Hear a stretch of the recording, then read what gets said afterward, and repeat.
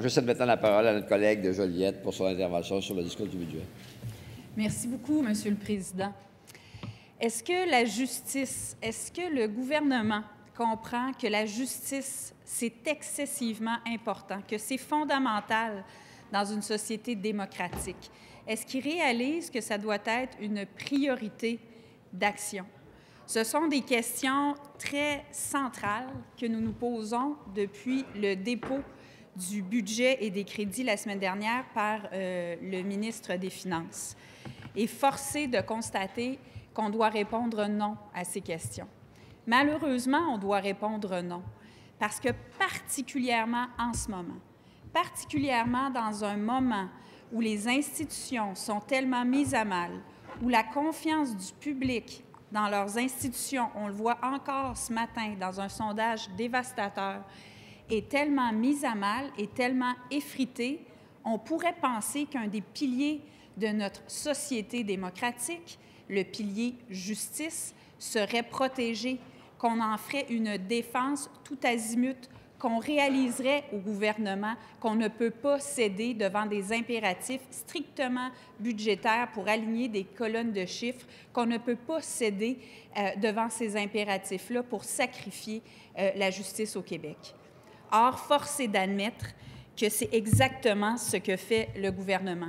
Il ne se contente pas de sacrifier notre jeunesse avec les coupes en éducation qu'on a dû absorber au cours des dernières années, avec les coupes dans les services de garde et l'augmentation excessivement importante, voire indécente, des tarifs de garde et la mise à mal du réseau des centres de la petite enfance.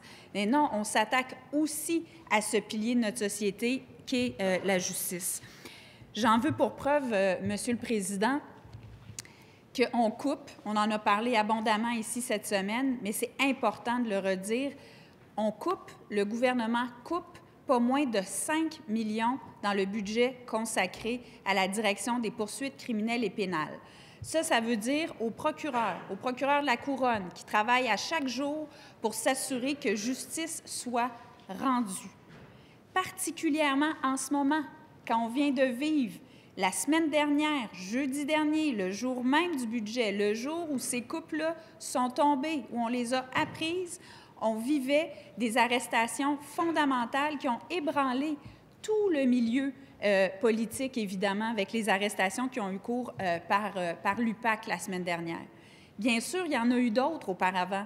Il y a eu celle de l'ex-maire Vaillancourt, l'ex-maire Applebaum, tout le dossier du Faubourg Contrecœur. Énormément de dossiers menés par l'UPAC et énormément d'autres qui sont sous enquête. M. Lafrenière nous disait la semaine dernière pas moins d'une quarantaine d'enquêtes à l'UPAC qui sont toujours en cours. Et qu'est-ce qu'on constate? On ne constate pas, M. le Président, une hausse des crédits, une hausse du budget de la direction des poursuites criminelles au pénal. On pourrait s'y attendre. On peut se dire, c'est écrit dans le ciel qu'il va y avoir un goulot d'étranglement.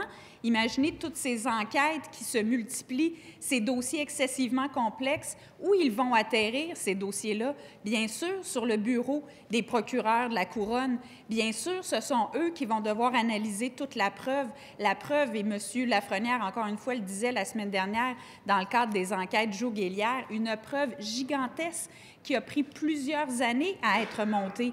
Alors, vous vous imaginez le travail colossal qui attend les procureurs. Et puis, qu'est-ce qu'on fait? Bien, on coupe dans la direction des poursuites criminelles et pénales, comme si, je ne sais pas, ces enquêtes-là allaient s'envoler, comme si on allait pouvoir passer à travers ça tout simplement en faisant notre petit travail ordinaire. Et ce n'est pas comme si, en ce moment, la situation était rose, était parfaite en matière d'administration de la justice au Québec. La juge en chef responsable de la Chambre criminelle et pénale lançait un cri du cœur en janvier dans le quotidien La Presse, où elle disait que c'était rendu intenable, qu'elle était rendue à n'en perdre le sommeil, tellement les délais étaient longs, tellement il y avait des causes qui étaient mises en péril parce que les délais étaient indus. Je n'ai pas besoin de rappeler à personne ici que la cause Shark a mené à une trentaine de libérations d'accusés, de personnes, de motards criminalisés qui avaient été accusés et qui ont dû être libérés à cause de délais indus.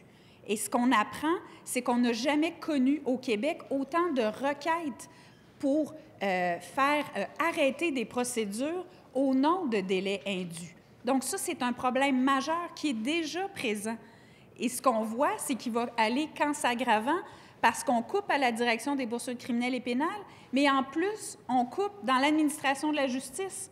On n'a pas augmenté le budget de l'administration de la justice en se disant « ouais, on a un sérieux problème de délai sur les bras, donc on va renflouer ce poste budgétaire. » Bien non, il y a une coupe de 3 millions cette année dans le budget pour l'administration de la justice. Alors, il va falloir que quelqu'un m'explique comment on a pu en arriver avec des décisions aussi mal fondées, aussi cyniques, quand on sait tout ce qui se passe en ce moment dans l'univers de la justice. Parce qu'il y a toute la question des délais, mais il y a aussi, bien sûr, toute la question du temps que ça prend pour arriver à des accusations. Jo Guélière, ça a pris plus de 4 ans pour arriver au dépôt d'accusation. Là, ça va prendre combien d'années avant que les personnes qui ont été accusées, évidemment, Mme Normando et les 6 autres personnes, ça va prendre combien d'années avant qu'elles puissent avoir leur procès, ces personnes?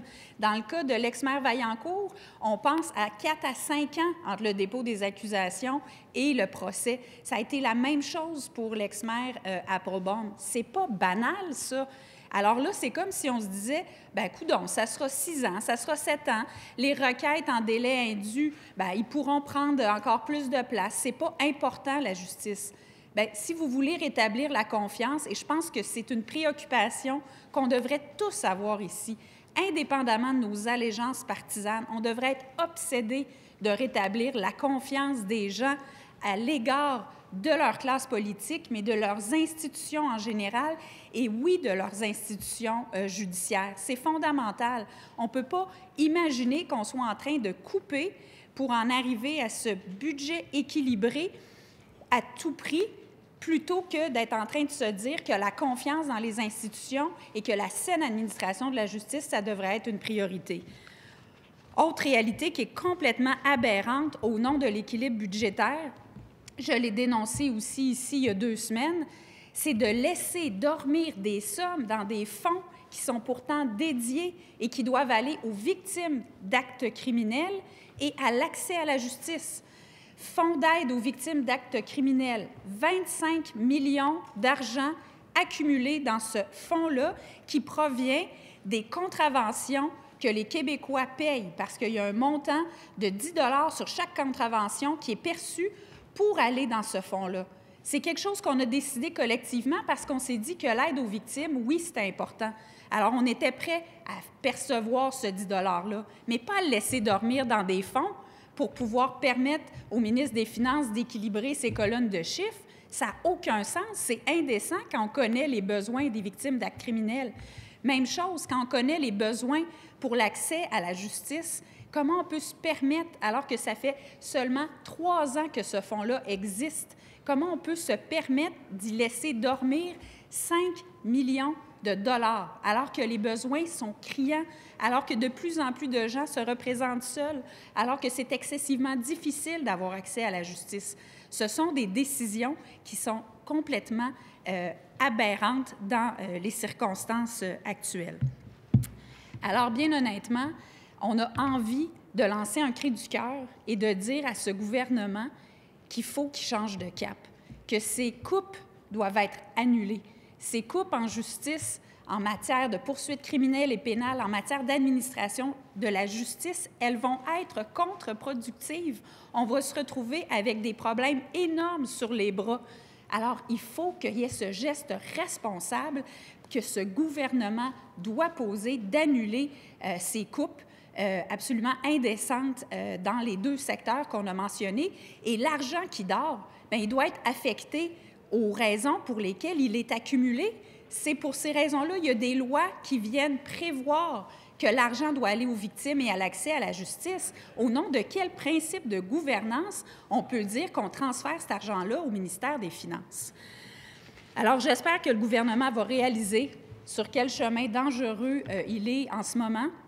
Et en terminant, Monsieur le Président, j'aimerais déposer une motion de grief, donc que l'Assemblée nationale blâme sévèrement le gouvernement libéral pour les compressions de 5 millions de dollars imposées au directeur des poursuites criminelles et pénales et pour la non-attribution pour les fins prévues de la somme de 30 millions de dollars accumulés dans le Fonds d'aide aux victimes d'actes criminels et dans le Fonds Accès Justice. Merci beaucoup, Monsieur le Président. Je vous remercie, Mme la députée de Joliette. Et pour ce qui est de votre motion de grief, c'est toujours sous réserve de sa recevabilité qui sera appréciée par la présidence. Alors, je vous remercie de votre intervention.